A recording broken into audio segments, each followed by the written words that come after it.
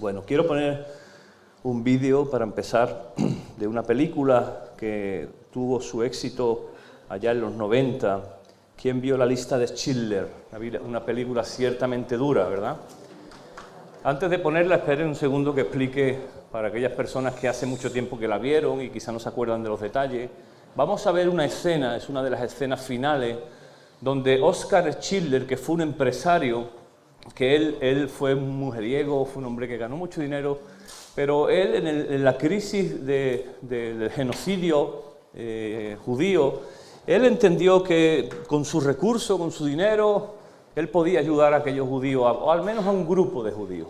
Así que lo que él hizo es que montó una fábrica y él pidió prisioneros judíos para que trabajaran con él, pero él les ayudó muchísimo durante todo el tiempo que estuvo con ellos, les ayudó muchísimo porque los trasladaron cerquita de la fábrica y él incluso gastó mucho dinero, porque eran 1.200 personas, él gastó mucho dinero en darle un suplemento alimenticio para que aquellos hombres y aquellas mujeres no solamente tuvieran lo que comían, que era poquísimo en los campos, sino que tuvieran un poco más de alimento. Y finalmente él sobornó con su dinero, gastó casi todo su dinero, su fortuna, la gastó sobornando a los oficiales de nazis para finalmente liberar, y se calcula que a unas 1.200 personas. Entonces vamos a ver una escena, es la escena, como te digo, final, donde estos judíos se montan en un tren y se están despidiendo y están agradeciendo a Oskar lo que ha hecho. De oficialmente 6 millones de personas que murieron,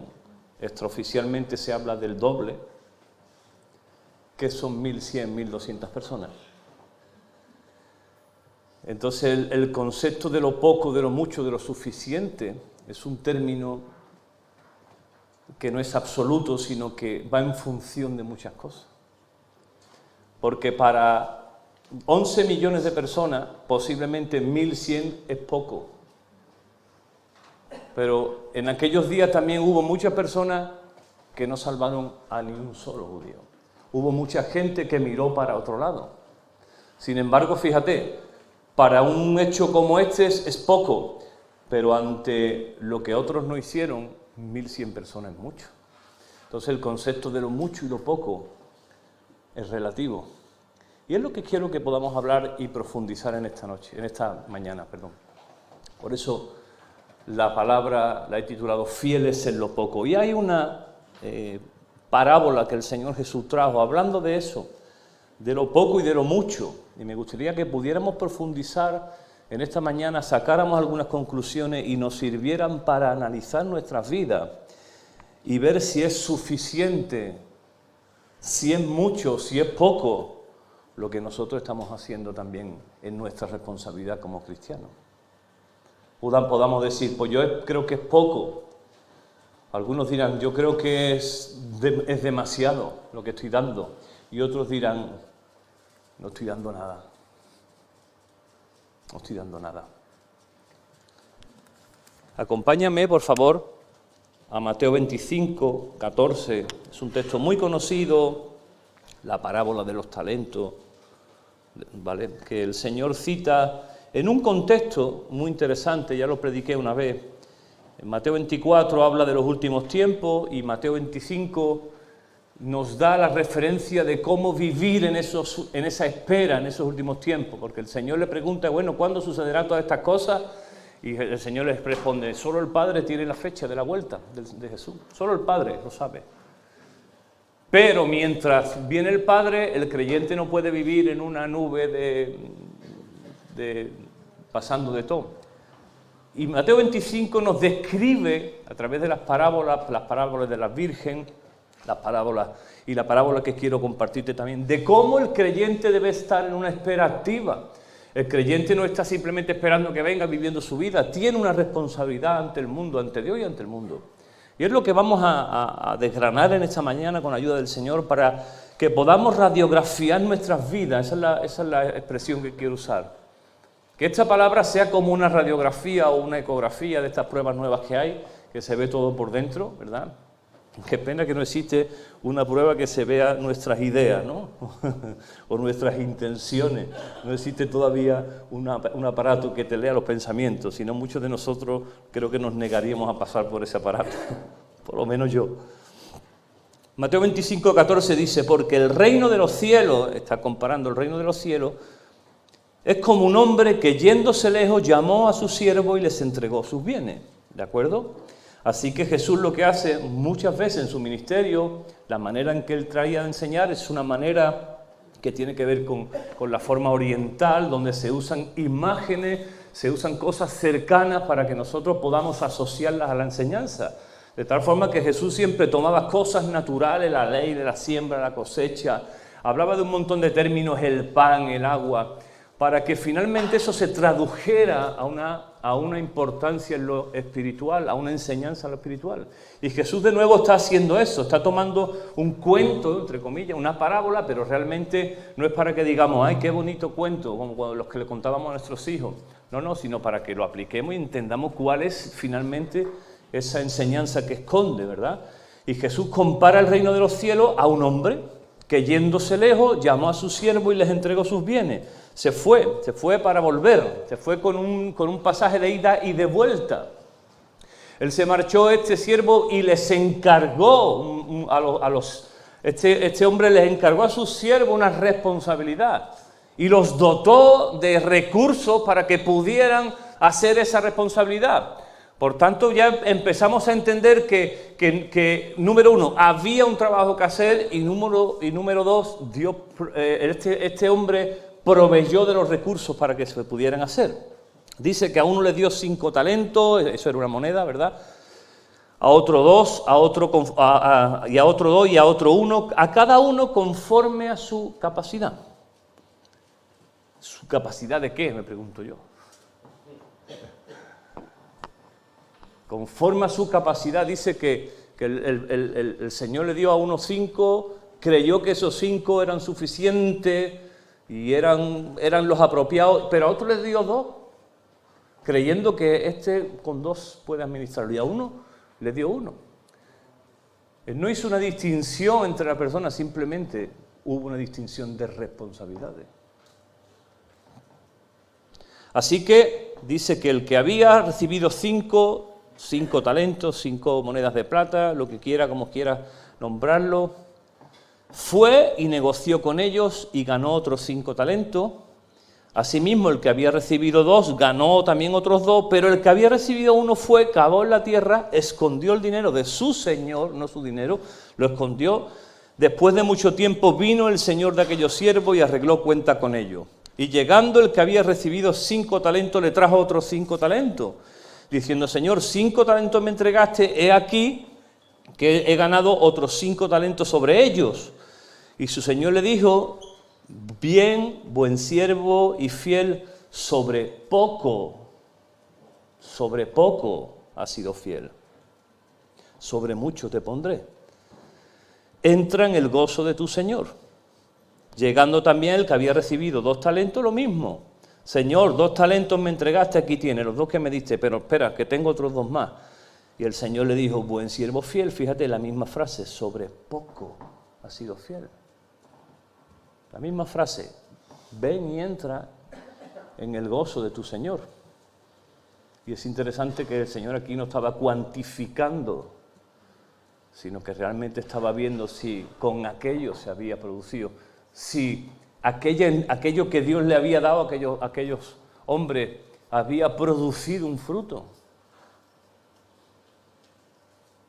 Y dice también que el que le dieron 1 solamente, fíjense, le dieron 1 solo, menos responsabilidad que el que se le dio 5.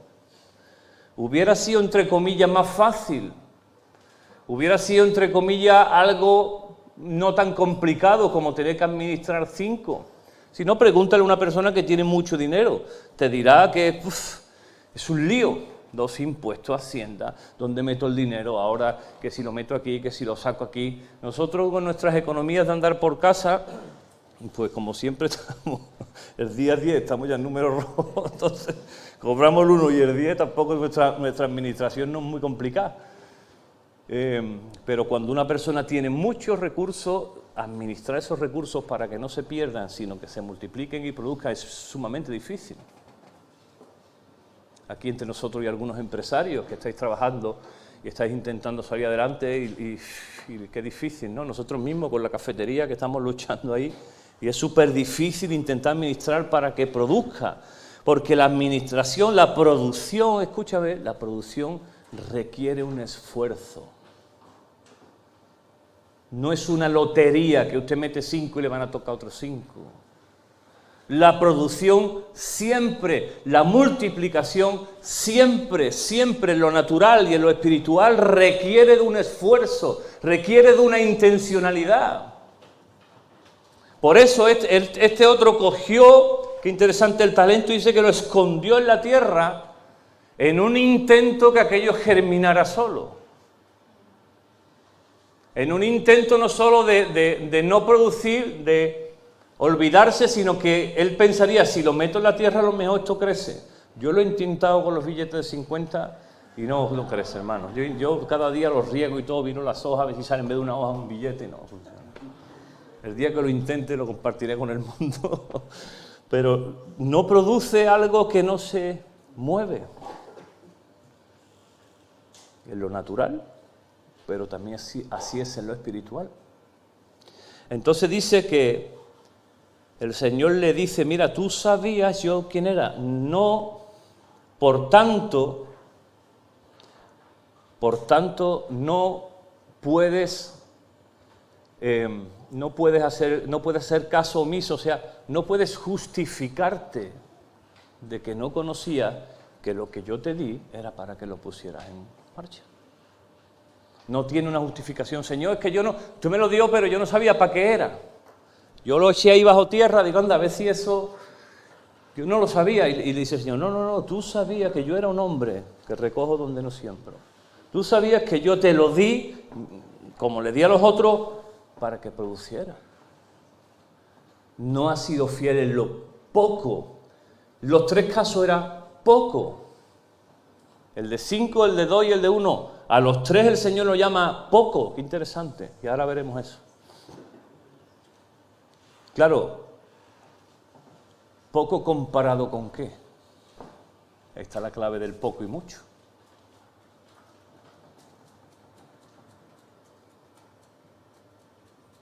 Poco comparado con qué. Si yo me pongo a comer taco mexicano, comeré poco comparado con el Conry, que es mexicano y se come de una estaca 30.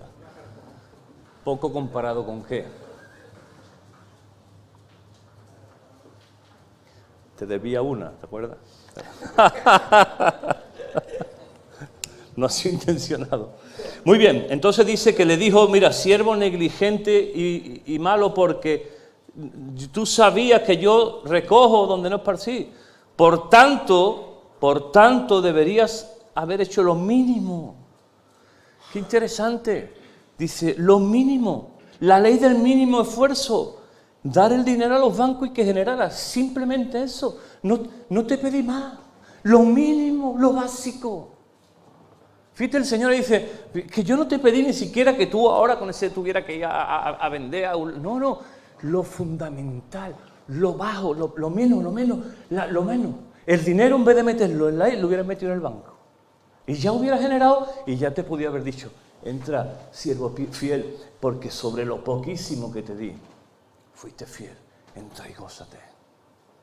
Pero ni eso, ni lo básico, ni lo elemental. Y lo llama siervo infiel. Siervo infiel. Y le dice, y no solo eso, sino que sobre el que tiene más, lo que tú tienes, se lo voy a dar, para que tenga más. ¿Saben por qué? Porque él sí es capaz de administrar los recursos que yo le he dado. Vamos a ir por partes. Vamos a desgranar un poquito toda esta enseñanza, porque es interesante que a todos les dio algo. Primera de Corintios 12, del 7 al 11, dice, a cada uno de nosotros se nos da un don espiritual para que ayudemos mutuamente. De modo que, número 1, para todos los creyentes, todas aquellas personas que han tenido un encuentro con el Señor y el Espíritu Santo mora en su corazón, sin distinción, se les ha dado cuando menos un talento, un don de parte de Dios, un servicio, y déjame agregarte, talentos naturales también. Los talentos naturales nacen con nosotros.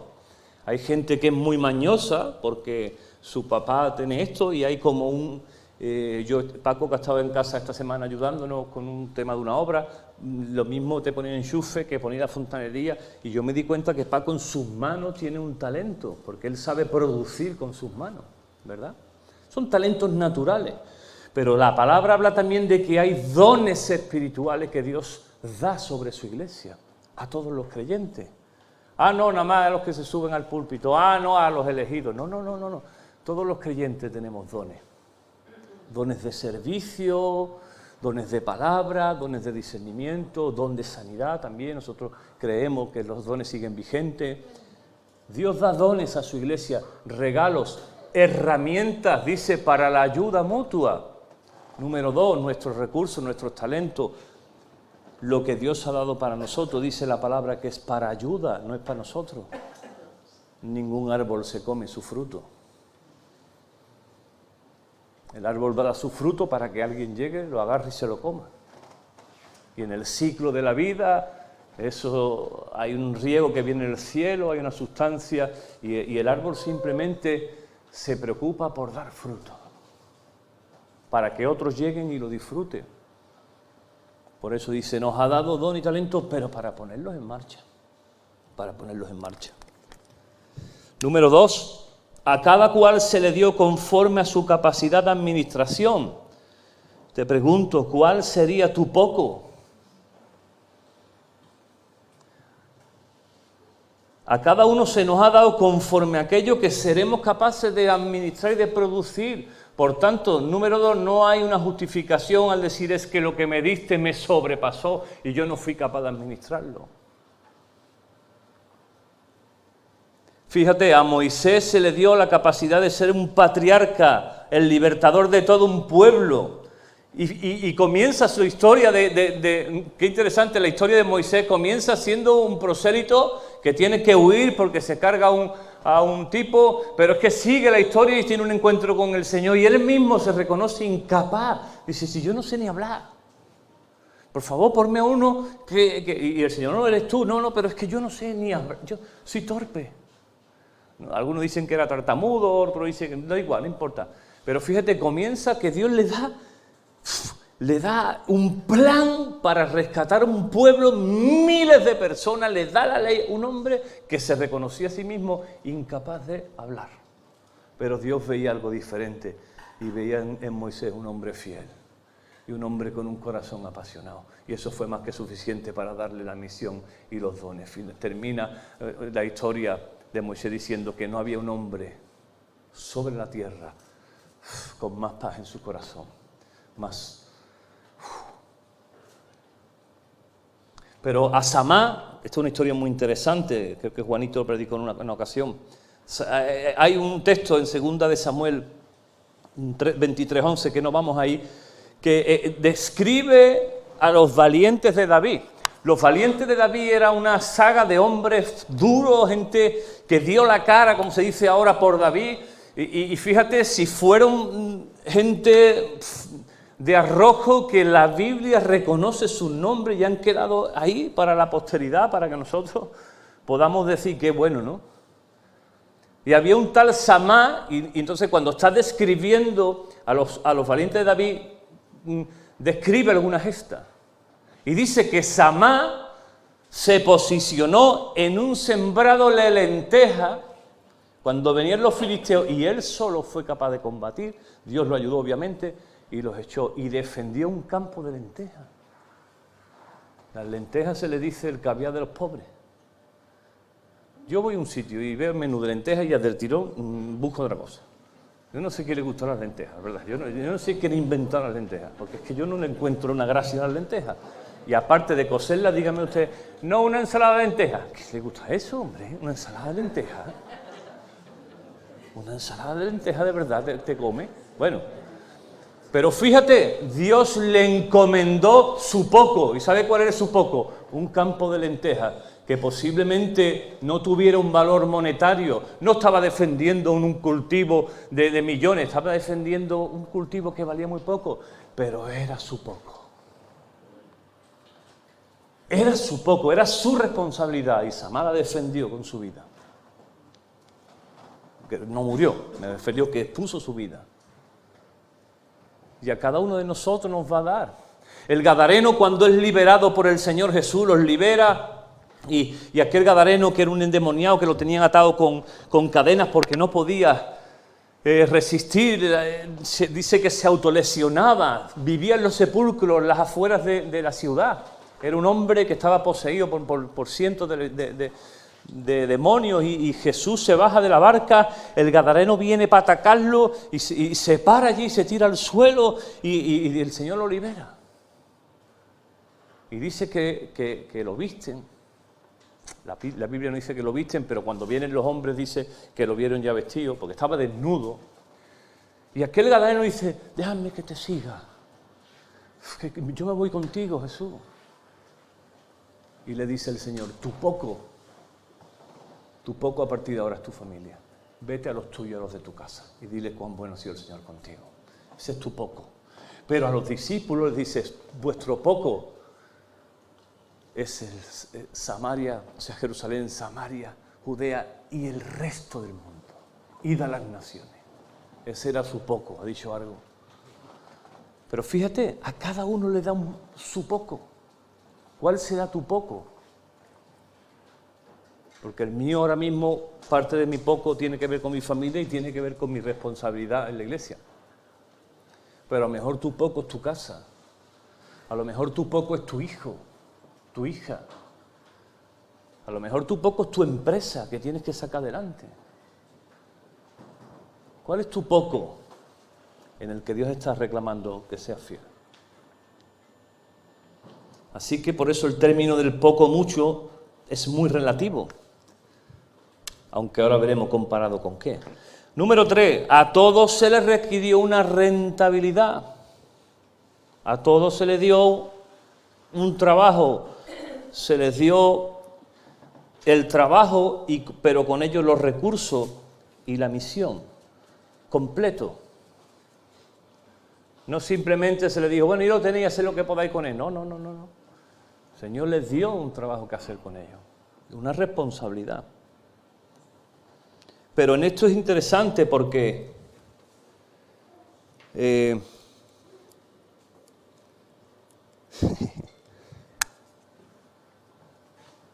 ¿cuál es la motivación del trabajo? Porque no se les dio ningún condicionante, o sea, no se les puso ninguna traba. Nosotros sí ponemos las trabas a nuestro servicio. El motor tenía que ser ¿cuál? El Señor de aquellos recursos. Por eso le dice al tercero: tú sabías quién soy yo, tú me conoces, no tienes justificación. Y muchas veces nuestro servicio está motivado por algunas cuestiones que no son legítimas. Una vez una persona dijo: yo me gusta venir a la obra social porque es que cuando termino me siento tan bien. Obviamente la persona estaba viniendo en un problema personal porque aquello le servía de terapia para sentirse ella bien. La pregunta es: ¿y cuando ya te pongas bien, vas a seguir viniendo? Algunos en un anhelo, en un deseo personal del reconocimiento, sirven cuando se les reconoce. Y déjenme decirle, a mí me encanta que alguien venga y me diga: tío Juanjo, gracias por la palabra, gracias por esta llamada. A mí me encanta. No voy a venir ahora de humilde. No, a mí no reconocerme nada, porque yo soy un obrero del Señor. No, ¿qué dice? A mí me encanta que venga la gente y me diga: gracias. Pero ¿sabes por qué me gusta? Porque me motiva y me alienta. Ahora, si no hay palmadita aquí, seguiré haciéndolo. Y muchas veces nuestro servicio a Dios, vamos a ponernos ahí, está muchas veces disfrazado de motivaciones que no son las correctas. Porque la máxima en nosotros tiene que ser que el Señor lo merece. Él pagó un precio muchísimo más alto que el que en toda nuestra vida, ni con 1000 millones de vidas nosotros pudiéramos pagar. Y Él nos ha dado unos recursos y nos ha bendecido para que nosotros nos multipliquemos. Punto. Porque cuando falte el toquecito, cuando falte el reconocimiento público, cuando tu trabajo no se vea, porque hay mucho trabajo en la iglesia, estamos hablando del término de la iglesia, ¿vale? No se vea, ¿seguirás haciéndolo? Como canta el salmista Alejandro Sanz, cuando nadie te ve. Cuando nadie te ve, dice, puedo ser o no ser. Muy profundo eso, ¿eh? Qué pena que no está en la Biblia, pero muy profundo, ¿eh? Cuando nadie te ve. Así que a aquellos hombres se les dio los recursos, la misión, para que aquello se pusiera en marcha, funcionara, se pusiera a producir. No si. Póngalo a producir si lo reconocen a usted. Póngalo a producir si usted se siente bien. Póngalo a producir si se da la circunstancia. Póngalo a producir si usted es reconocido y su título y le damos aquí un sitio. No. Es el sí no existe, el condicionante no existe. Póngase a producir, porque yo le doy una misión y los recursos para que lo haga. Punto.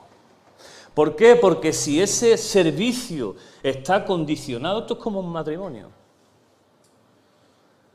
Si mi servicio está condicionado a lo que yo recibo de Isa y ella, su servicio está condicionado a lo que recibe de mí, entonces ¿qué pasa? Que yo nada más me voy a querer servir a mí y ella va a querer servirse a ella. Y si yo no soy el que le doy a ella y ella es el que me da a mí, entonces no funciona. Yo tengo que darle a ella, aunque no reciba nada, que no es el caso. Porque sí, entonces ya ese condicionante, valga la redundancia, condicionará el servicio. Y cuando toque dar la cara, porque tengo los talentos, los recursos que Dios ha puesto en mi corazón, que Él me los ha dado, los dones espirituales, y haya que ponerlo en marcha, si yo miro los condicionantes, entonces ¿qué va a pasar? Que me retraeré y esconderé el talento debajo de la tierra. Porque las circunstancias no se dieron. Es que a mí no me sacaron allí y me dieron el título. Es que yo esperaba que por lo menos me dieran las gracias. Es que yo, y por entonces, es que yo ya lo hice y no se me reconoció y estuve en una iglesia donde además encima me criticaron. Entonces yo ya escondo lo que Dios me ha dado. El sí, el condicionante. Por eso nosotros tenemos que analizar en esta mañana, en profundidad, no solo en esta mañana, que cuál es el motor de nuestro servicio. Ahora, si usted me dice, pero entonces yo qué tengo que sufrir, no, ahora lo veremos. Porque sí es cierto que el trabajo siempre requiere un sufrimiento, ¿verdad? Pero viene una recompensa. Por eso aquellas personas que dicen, es que yo cuando doy me siento bien, cuando yo voy a la obra social me siento bien. Claro que te sientes bien, porque Dios no es deudor de nadie. Y Dios te va a bendecir por lo que has hecho, sí, pero no puede ser esa la motivación. La motivación es que yo vengo a la obra social, es un ejemplo, para que el otro se sienta bien. El que viene roto, el que no tiene ni para comer, el que no sabe ni para dónde tirar. Porque así llega la gente aquí de la obra social, no saben literalmente muchas criaturas ni para dónde tirar. No saben qué hacer en sus vidas, hay tan lío en sus corazones, en su economía, que llegan muchas veces y tú dices, ¿pero qué vas a hacer? Y te dicen, no sé. Pero chiquillo, ¿has ido a la obra? Es que no sé, se han bloqueado. Y entonces llega el creyente con su abrazo de amor y le dice, todo va a estar bien. vamos a orar al Señor. Y ya verás que todo va a estar bien. Y tú estás dando. Y claro, como Dios te ha usado, viene sobre tu vida una bendición impresionante, porque no se te olvide, más bienaventurado es dar que recibir. Y eso se cumple siempre. En nuestra economía de aquí de abajo, cuanto más doy, menos tengo. Nuestra economía carnal de la carne, si tengo 3 y doy 4, si tengo 3 y doy 2, me quedo con 1. Pero la economía del cielo no funciona así. Si usted tiene 3 y da 3, el Señor le va a multiplicar por 9, no se preocupe. Porque Dios no es deudor. Y no estoy hablando de prosperidad. Para algunos que sean ya, va a hablar del dinero, nada. Aunque también. Yo no creo en el diezmo, está bien, pero es que el diezmo es lo básico, lo mínimo. Que tú que estés diezmando, no estés diezmando, no estás haciendo una... Es que eso es lo básico, lo mínimo. No deberíamos dar diezmo, deberíamos dar el 300%, porque ¿cómo podemos pagarle al Señor lo que ha hecho en nuestras vidas? Dios mío, con dinero, ¿crees que tú le puedes pagar a Dios algo? Entonces, no, yo es que no, el diezmo es que el Antiguo Testamento, pero si es que el diezmo es lo básico, hijo. Si tú no estás, no te vayas a creer que tú estás haciendo una cosa, no, eso es lo mínimo, de ahí para arriba. Yo no doy el diezmo, pero doy el 50. Bendito tú, no, ya está muy bien, no creer el diezmo, pero estás dando tu vida, estás siendo fiel en lo poco. El diezmo es lo poco. Pues si nos creemos ahora que hay algunos que porque diezmamos, ya eso es que yo diezmo. Eso es lo básico. No está haciendo nada que te ponga una medalla. Es lo mínimo. Por eso Jesús mismo en Lucas 16:10 dice, el que es fiel en lo muy poco, fíjate lo que dice la palabra, el que es fiel en lo muy poco, también en lo más es fiel. Y el que es muy poco, el que en lo muy poco es injusto, también es en lo más, también es injusto. Es una ley proporcional. Si tú en lo poquísimo, en lo mínimo, en lo básico, en lo fundamental, no eres fiel, ¿cómo va a ser cuando lo tengas? Si es lo básico, por eso la gente dice, no, yo cuando me toca la primitiva le voy a dar a la iglesia un local y le voy a comprar.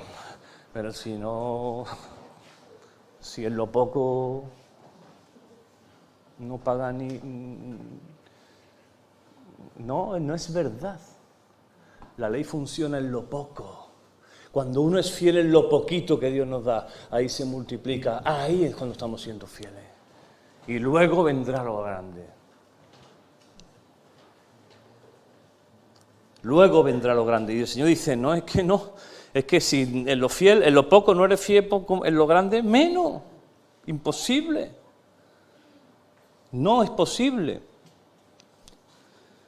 No servimos por sentimiento, nuestro servicio es para el Señor y para el hombre. Acuérdate en Mateo 25:24, que está un poquito más abajo de esta parábola. Si sigues leyendo la parábola esta, de este capítulo, Mateo 25, el Señor dice que traza una línea y pone una gente a la derecha y otra a la izquierda. Y dice, los de la derecha son aquellos que fueron fieles en lo poco. Porque me visteis en la cárcel y fuiste a visitarme. Me visteis hambriento y me diste de comer. Me visteis sediento y me diste... Entonces le preguntaron, Señor, pero tú cuando estás en la cárcel, y hambriento tú, Señor, que eres el Rey, el Dios del universo, el Dios del oro y de la plata, hambriento tú, sediento, Señor, y dijo... Por cuanto lo hiciste, por aquellos pequeños, lo estabais haciendo por mí. Así que nuestro servicio a Dios realmente no solo es a Dios, sino también a nuestro entorno, a nuestro prójimo. Cristo es la cabeza, pero el cuerpo somos nosotros. Las manos y los pies del Señor en esta tierra es su iglesia. Por eso yo alabo al Señor y bendigo su santo nombre, porque la iglesia en muchos casos, y a día de hoy, ha sido punta de lanza en la ayuda a los demás. Los mejores centros gratuitos por año, y todavía siguen trabajando, y han sacado de la droga a miles de personas, son los centros cristianos en este país y en otros países. Alabo el nombre del Señor por Reto, por Remar, por Betel, por Nueva Frontera, por toda esta gente que no tenían nada y con lo muy poco sacaron y siguen sacando a gente de la droga. Bendigo su nombre. Bendigo el nombre del Señor por cada obra social de la Iglesia Evangélica en este país. Millones y millones de kilos de comida semanalmente la Iglesia en este país está entregando. Bendigo al Señor por tantas cosas. Hay un barco hospital que ahora está en Canarias, que llega a Canarias ahora. Llega al hospital también sostenido por creyentes, médicos creyentes, voluntarios, nadie cobra nada.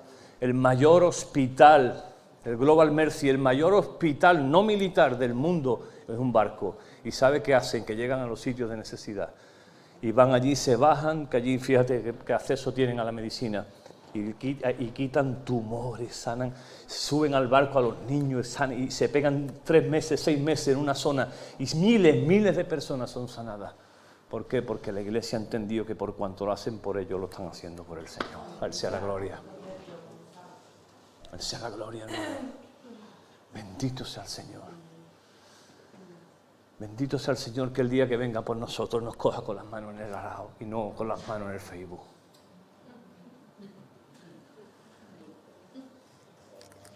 Yo estoy ministrando en el Facebook, hermano, a unas hermanitas de otro país. Estoy ministrando. 4. Estoy terminando. 4. El Señor les dice algo hermoso, maravilloso. Esto es impresionante. Y estos son uno de los beneficios que servir al Señor tiene. Que yo creo que es algo que no se puede comprar de ninguna manera. Les dice el Señor: habéis sido fiel, entra al gozo de tu Señor. Entra y gózate. Y la palabra que usa, la palabra gozo que usa es jará. Jará es alegría que no está sujeta a lo externo, sino a lo interno. Es un estado de convicción, seguridad y deleite. Eso es jará. Está diciendo, entra, que cuando tú sientas lo que es servir y tú estés siendo fiel en lo poco, te va a inundar un jará, que vas a tener una convicción dentro, una paz, un gozo, una felicidad, unas ganas de vivir. Cansado, sí, con tus manos llenas de callo de servir al Señor, sí, pero con un jará dentro que no se puede comprar ni pagar con nada. Ese mismo jará es el que vemos en Lucas 10:17. El Señor envía a 70 de sus discípulos, los envía por las aldeas a predicar, a sacar enfermos, a sanar enfermos, a liberar. Y dice que cuando vuelven, en Lucas 10:17, dice que volvieron con jará en sus corazones. Señor, aún los demonios se sujetan en tu nombre. Dice que aquellos 70 que vendrían cansados porque vendrían de patearse todas las aldeas. Allí no había como ahora, que vamos a ir con la furgoneta, vamos a ir furgoneta para allá. No había furgoneta. Allí había que todo a pie. Y dice que el Señor los mandó, no sabemos cuánto tiempo, y llegaron cansados, extenuados, sus pies llenos de polvo, sus manos que ni habían comido a lo mejor. Y llegaron allí, dice que tenían jará en sus corazones. Tenían gozo por el deber cumplido. Y encima habían visto que funcionaba lo que el Señor. Señor, hasta los demonios se sujetan cuando lo hacemos en tu nombre. Hay jará. Hay jará en nosotros.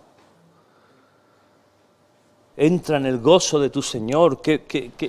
No, yo no creo que haya algo más grande que entrar en el gozo del Señor en esta vida rota. En una vida que necesitamos siempre estímulos para avanzar. Sin embargo, el jará produce en nuestro corazón una convicción. Produce algo hermoso. Qué triste es levantarte un día, cuando hayan pasado los años, como dice un amigo, Juan Varela. Dice, qué triste es que un día te levantes y te hayas hartado de pintar la pared del vecino y la tuya esté sin pintar. Porque estuviste involucrado en el queda bien con la gente, en el que dirán, en el servicio para posturear, entonces estuviste pintando otra pared. Y ahora llega el final de tus días y mira y dices, ostras, ¿En qué me he dejado la vida yo? Si mi pared está... Y ahora ya no tengo ni pintura, ni fuerza, ni los años se han ido. Que nuestros mejores años sean para el Señor. Bendito sea su nombre. Habrá un día de recompensa, habrá un día de rendir cuenta, amados míos. Todos tendremos que pasar por ese lugar, por ese tribunal de Cristo. No para salvación, somos salvos por la gracia del Señor, no por millones y millones de obras que pudiéramos hacer, nunca podríamos pagar lo que el Señor ha hecho. Pero sí habrá una retribución por los servicios. Habrá una rendición de cuentas. Y tú no podrás decir, yo no lo sabía. Entonces el Señor te pone un vídeo de esta predicación. ¿Tú no estabas allí aquel día? Y estoy yo allí, y si yo lo puse y todo, Dios mío, yo no fui el que lo puse el vídeo. Ah, tú lo pusiste, ¿no? Y no te has enterado. Tú lo pusiste y tú no te has enterado tampoco, ¿no? Habrá un día donde el Señor retribuirá, donde el Señor nos llamará a cuenta, donde ese talento, ese recurso, ese don que Dios ha puesto en nosotros. Yo tengo que decir algo, haciendo un paréntesis. Esta es una iglesia bendecida con muchos dones del Señor. ¿Lo crees? Entre nosotros hay un potencial brutal. Yo alucino cada día, cada momento de ver lo que hay en cada uno de ustedes. De verdad, ¿eh? Sí, hay un potencial, hay una gracia, hay un favor ahí. Hay unos dones de Dios, muchos de nosotros.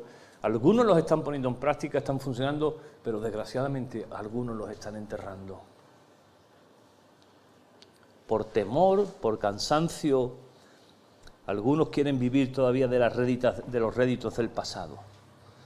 Es que yo hace 20 años yo iba por las ardeas, yo hace 20 años, hijo, pero ya no. ¿Qué pasó? ¿Qué fue lo que pasó?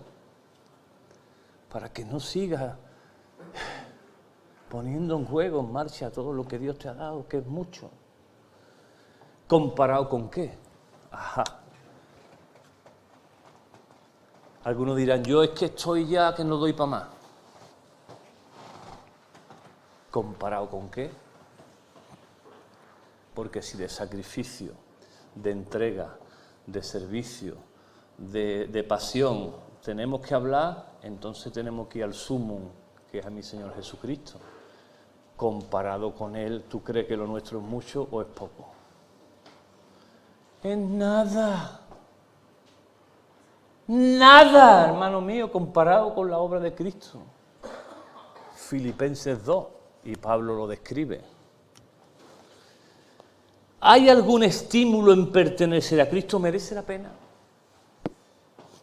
En otras palabras, ¿realmente merece la pena servir al Señor? Te están preguntando a los filipenses, señores, ¿ustedes creen que merece la pena servir al Señor? ¿Hay algún estímulo? Dice esta versión. ¿Existe algún consuelo en su amor? ¿Tenemos en conjunto alguna comunión en el Espíritu? ¿Estamos haciendo las cosas bien? ¿Tienen ustedes un corazón tierno y compasivo? ¿Realmente ustedes que se creen que son los reyes del mambo, que algunos con la bandera de evangélico van por ahí como si fuéramos nosotros, los salvadores del mundo, nosotros, las nuevas cruzadas? Los infieles y los evangélicos, nosotros los evangélicos y los infieles, algunos vamos con esas banderas. Y está diciendo, ¿ustedes tienen realmente un corazón compasivo? Y dice Pablo, entonces háganme verdaderamente feliz poniéndose de acuerdo de todo corazón entre ustedes, amándose unos a otros y trabajando juntos con un mismo pensamiento y un mismo propósito. Si vamos en una barca unos pocos a remar, no a remar centro, sino a remar, y yo estoy remando así para allá, y ahora tú en vez de remar también así, estás remando para el otro lado. ¿Qué ocurre? No avanzamos, sino que empezamos a dar vuelta. Y muchas veces, por no entender que cada uno tenemos su lugar en el cuerpo, una misión, un trabajo, y algunos quieren pisar del otro y viceversa, ¿verdad? Estamos remando así. Entonces no hay avance, pero ¿sabe qué es lo peor que ocurre muchas veces en las iglesias? No solamente que no hay avance, sino que hay cansancio y frustración, porque llevamos remando juntos, intentando seguir para adelante 10 años, y tú miras y no has salido todavía ni de la orilla, todavía se pie. Y dice la palabra, pónganse de acuerdo, trabajando juntos con un mismo pensamiento y un mismo propósito. Número 3, no sean egoístas, no traten de impresionar a nadie. Esas son las motivaciones que muchas veces el servicio, el ministerio tiene. Estamos intentando impresionar con nuestra floritura. No sean egoístas, no te mires tanto a ti, hijo. Te mires tanto al espejito, qué bonito estás. No sean egoístas, no funciona así. No traten de impresionar, sean humildes, es decir, considerando a los demás como mejores que ustedes. Por eso el Señor en su última cena con los discípulos, en su última y magistral enseñanza, coge la toalla y se la ciñe y se pone a lavar los pies de los discípulos y dice, háganlo ustedes también esto. El que quiera ser el primero tiene que ser el que lava los pies a los demás. Y nosotros vemos al revés, al que le sirva, el que ese es el number one. No. En los parámetros del cielo no funciona así. El que más sirve es el más alto. El que limpia los pies de los demás, ese es el más alto. No se ocupen solo de sus propios intereses, sino que procuren interesarse por los demás. Qué juego de palabras. Interese, interesarme. En una sociedad donde dice consignas como tú lo mereces todo. El Corte Inglés, porque tú lo mereces. Tú mírate tú a ti mismo, tú cuídate tú, y más importante tú, y lo mejor de la vida es que tú estés bien, y que tú y yo, y ese es lo que existe, esa es la consigna, y yo, el yoísmo. Pero todo gira a eso, ¿no? Váyase al mejor, porque usted se lo merece un spa. Usted está harto de trabajar. Véngase usted un spa. Véngase usted un homenaje, como se dice ahora. Usted se merece un homenaje. Está tieso, pero véngase un homenaje. Porque usted lo merece. Tú. Y el Señor dice, no eres, soy yo. Es el otro. Y yo tengo una intención en mi corazón. No digo que siempre lo hago. A veces me sale rana, pero lo intento, pero lo hago de una forma consciente. No lo digo esto como ningún tipo de... Es un ejercicio personal que yo hago. Dios sabe que no, porque muchas veces no sale. Dilo ya, hijo, dilo ya. Pero tirándole ahí una bola y usted, ¿qué? Yo intento que cada persona que pase por mi vida salga bendecida. Con un abrazo, una palabra, un cachopán, un cafelito, lo que sea. Yo intento que la gente que pase por mi vida circunstancialmente, de alguna manera, yo pueda bendecir. Es para mí una masiva. Algunas veces salen bendecidos y otras, con mi lengüita, salen escardados, pero no es. Por eso humildemente te lo digo, a veces lo consigo y otras no, pero lo tengo como una máxima en mi vida. No solo a los que me caen bien. Y no quiero mirar a nadie. No sean egoístas, ¿verdad? Y ahora el Señor, y ahora Pablo coge una tiza y traza una línea, ¿no? Dice, a esto hay que llegar, y pone una línea. Y dice, tengan la misma actitud que tuvo Cristo Jesús. Aunque era Dios, no consideró que al ser igual a Dios fuera algo a lo que aferrarse. En cambio, dice la palabra, renunció a sus privilegios divinos, adoptó la humilde posición de un esclavo, dice la palabra, de un esclavo. Era lo más bajo de la sociedad en aquel tiempo. Cuando esto está escrito, el esclavo era lo básico. Ya no había más nadie debajo de un esclavo. Y Pablo está comparando la obra de Cristo y su disposición a la de un siervo, un esclavo, usa la palabra. No está diciendo, tengan la misma que el Señor en su ministerio, que no. que siendo Dios, Dios mío, por eso lo nuestro siempre será poco, hermano, nunca será suficiente, como decía esto, ¿no? En la película de Spielberg, ¿no? De este hombre, decía, no es suficiente, podía haber vendido el coche, por eso nosotros nunca será suficiente, ninguno de nosotros ante Cristo podremos decir, estoy cansado, ninguno podemos decir, ya he dado todo, ninguno, porque como Él, ¿quién podrá hacerlo? Por eso siempre lo nuestro será poco, insuficiente. Siempre habrá algo más que hacer, amados míos. Siempre habrá más personas que bendecir, siempre habrá más servicios, siempre habrá más, siempre. Siempre será poquísimo al lado de lo que Cristo hizo por nosotros, hermano, por su obra. Dice, tenga la misma actitud, aunque era Dios, no consideró ser igual a Dios, sino que algo a lo que aferrarse. En cambio, renunció a sus privilegios divinos, adoptó la humilde posición de un esclavo y nació como un ser humano. Cuando apareció en forma de hombre, se humilló a sí mismo. No, los judíos lo humillaron, Dios mío. Es que los judíos acabaron con su vida, se humilló a sí mismo. Él fue el que lo hizo por amor a nosotros. Señor, no lo mataron los judíos, Señor lo mató, su amor por nosotros. Él hubiera clamado al cielo y fuego hubiera caído y legiones de ángeles hubieran venido a su rescate y hubiera aniquilado al pueblo romano y no hubiera quedado piedra sobre piedra. Sin embargo, dice que Él se humilló a sí mismo. Él quiso pagarlo. A mí nadie me quita la vida, yo la doy, dice.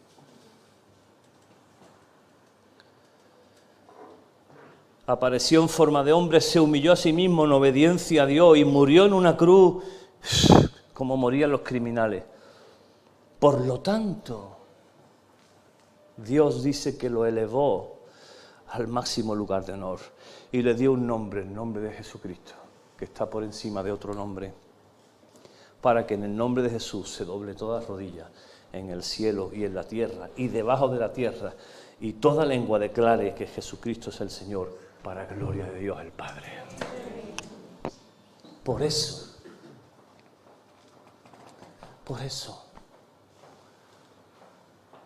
yo me imagino en mi imaginación, a veces absurda, la entrada del Señor en el cielo. ¿Ya lo podéis imaginar? Abajo fue despedido entre insultos, menosprecio, la cruz. Imagínate, ¿no? La misma gente que lo vieron entrar a Jerusalén. ¡Ahí viene el rey de los judíos! ¡Ahí viene el rey de reyes! ¡Aleluya! Tirando los mantos al suelo. Lo vieron venir en aquel burrito. ¡Hosana al hijo de David! ¡Ahí viene! Fue una fiesta allí. Venga todo el mundo. Venga, este es el Mesías que estábamos esperando. Sobre todo a los que dio de comer. A los 5.000 y pico que había allí, que eran más, estaban todos allí ese día, porque habían recibido la bendición de Dios. Entonces, Hosana, y esos mismos, el mismo escenario después, cruzando las calles, cámbianos a este por Barrabás, hombre, ¿quién es este? Barrabás, que Barrabás era, vamos, que lo iban a crucificar, Barrabás era templado. Y, no, cámbianos por Barrabás. Fuera, ¿quién es? Fuera. Lo despidieron allí así, en escupitajo, a mi Cristo. Pero cuando al tercer día resucita, en el cielo se oyó la fiesta más grande del universo. Temblaron los planetas.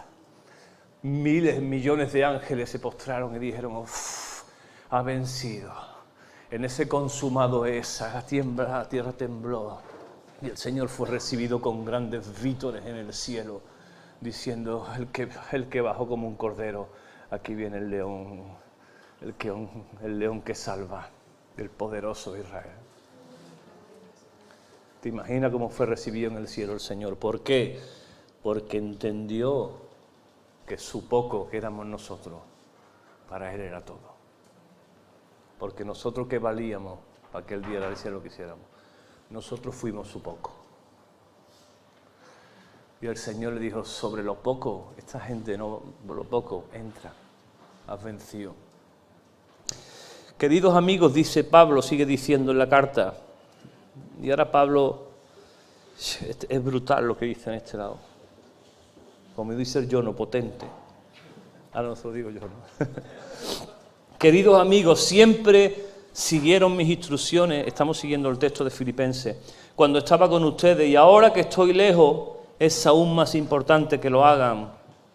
Esfuércense por demostrar los resultados de su salvación, obedeciendo a Dios con profunda reverencia y temor. En otras palabras, está diciendo, se tiene que notar que ustedes son cristianos. Esfuércense en demostrar los frutos de su salvación. Esfuércense. Aquí habla de una intencionalidad por nuestra parte, oye, yo me tengo que, lo que yo antes hacía ya yo no lo puedo hacer. Yo que voy a la iglesia cristiano, ¿tú eres cristiano, hijo? ¿Tú eres cristiano de verdad? Si tú eres el que más manga en la empresa, como tú, cristiano, ¿cómo? Y digo, no, soy cristino, me llamo Cristino, no cristiano. Esfuércense por demostrar los resultados de la salvación. Pues Dios trabaja en ustedes y les da el deseo y el poder para que hagan lo que a Él le agrada. El Señor provee eso en nuestros corazones. Hagan todo sin quejarse ni discutir. Para que nadie pueda criticarlo. Hagan todo sin quejarse, sin discutir. Nosotros al revés. Nosotros lo queremos, no hacemos nada, pero quejándonos y discutiéndonos. Lleven una vida limpia, inocente, como corresponde a hijos de Dios, y brillen, qué bonito esto, y brillen como luces radiantes en un mundo lleno de gente de perversa y corrupta. Brillen. La misión de la iglesia es brillar. Y para que brille algo, tiene que estar en la oscuridad. Yo puedo encender aquí una luz ahora y la vaya a ver porque estará, pero cuando apague la luz, ¿cuándo se va a ver la luz? Por eso el brillo de la iglesia es donde hay necesidad. Un texto que yo nunca entenderé porque rompe mis moldes, dice la palabra del Señor, por cuanto el pecado abundó, sobreabundó la gracia. Pero eso no va a ser. O sea, contra más pecado haya, más gracia, pues claro, porque más necesidad hay de la gracia. Pero claro, en nuestra mente, falta de gracia, nos rompe, porque contra más pecado, más juicio. Contra más pecado, más carga. Contra más pecado, más culpabilidad. Y dice el Señor, no, contra más pecado yo tengo que dar más gracia. Y nuestras vidas deberían ser así. Cuanta más necesidad tiene la gente, nosotros deberíamos volcar más gracia, menos juicio. Muchas veces damos más juicio que gracia en nuestra balanza. Pero cuando nos toca a nosotros, queremos que la gente nos vea con gracia, no con juicio. La doble vara de medir. Aférrense a la palabra de vida, a la palabra de Dios, ¿verdad? Entonces, el día en que Cristo vuelva, dice Pablo, yo me voy a sentir orgulloso de no haber corrido la carrera en vano y de que mi trabajo no fue inútil. Pablo está poniendo su mira ya en la recompensa y está diciendo, es que cuando yo termine, qué guay será veros a todos, ¿no? Y entonces el Señor me mirará y mirará mis frutos que son ustedes. En otra palabra, Pablo le dice a los tesalonicenses, ustedes son mi orgullo y mi herencia. Qué bonito. Ustedes son mi orgullo, no los templos, no la gente. Ustedes son mi orgullo. Sin embargo, me alegraré aún si tengo, dice Pablo, que perder la vida derramándola como una ofrenda líquida a Dios. Así como el fiel servicio de ustedes también es una ofrenda a Dios. Cuando servimos, no solamente estamos bendiciendo nuestro entorno, sino que especialmente estamos bendiciendo a Dios. Cuando damos de lo nuestro, estamos dando a nuestro entorno. Pero realmente estamos bendiciendo y dándole a Dios por cuanto hiciste y por uno de mis pequeños. Si entrara el Señor por esta puerta, te pregunto, y te diría, dame todo lo que tienes, ¿se lo daría? Hasta los dientes postizos, le diría, todo. ¿Sí, se lo daría o no? Viene el Señor por aquí, dame tú todo. Dame todo lo que tú tienes. Y Paco diría, la moto también, Paco, la moto. Algo que es motero, la moto subida, la moto, Paco, también. Entrar al Señor por esta puerta, que fuera el Señor en su majestad, claro, en realidad teníamos que tirarnos todo al suelo, no seríamos capaces de levantar la cabeza. Y dijera, dame tú todo. ¿Te restringiría? ¿Te guardarías algo? Yo creo que no, yo todo, pero todo, todo. Cada día damos todo. El Señor sigue pidiendo nuestro todo, pero por cuando damos nuestro todo en nuestro poco, estamos dándoselo a Él también. Sin embargo, me alegraré aún si tengo que perder la vida derramándola como una ofrenda. Y quiero que ustedes participen de esta alegría, de este jará, de este gozo. Claro que sí, deberían de alegrarse y yo me gozaré con ustedes. Servir al Señor es la máxima recompensa que un humano, un ser humano, puede encontrar en esta vida. Podrás trabajar con trabajos que te apasionen, tú podrás decir que estás trabajando en aquello que tu vocación, por supuestísimo, tú podrás disfrutar de una vida cómoda, tendrás una familia maravillosa, pero nada de eso proveerá el jará, el gozo, la alegría en tu interior. Nada de eso, porque solamente el Señor lo puede hacer. Y eso proviene cuando nos disponemos a servir al Señor con todo lo que somos y todo lo tenemos. Porque por mucho, te repito, por mucho que nosotros demos al Señor, siempre será muy poco. Será nada comparado con la obra de Cristo.